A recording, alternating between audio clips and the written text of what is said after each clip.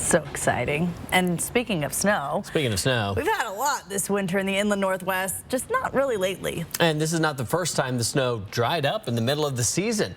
Meteorologist Matt Gray says it's a real trend. New at 6, Matt explains what he found.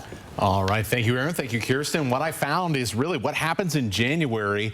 It might be the most important of all the months here of our winter season for how much snow we end up getting by the time it is all said and done. That number everyone's always curious about. And when I saw this today, it was hard to believe it, but here it is. In the 50s and 60s, snow in January around Spokane averaged up around 21 inches, and in the last 10 years it is under 10. That is a 13-inch regression in the last 73 years. This is supposed to be the second snowiest month in the whole season.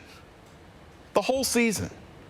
Huge numbers, especially compared to other months. Look what happened this past January. On New Year's Day, we were on pace to have the snowiest winter in Spokane since 2016-17, that winter. We were on pace to have a winter with close to 60 inches of snow.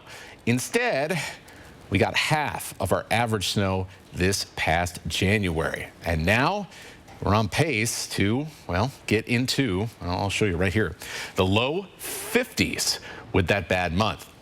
The thing is, this snow loss is happening, quite frankly, specifically in January. This is not really going on to December. This isn't happening in February. We actually gained a little bit in February the last 70-odd years.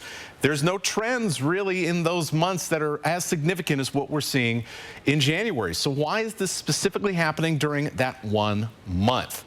Well, number one, it is warming much faster. That's the obvious answer, right? 6 degrees warmer than we were back in 1950. That means more time above freezing and more rain instead of snow. That was certainly the pattern over the past 31 days or so. But why is January warming up so much faster than the months around it? Now, for once, I don't have an end to this story because nobody knows.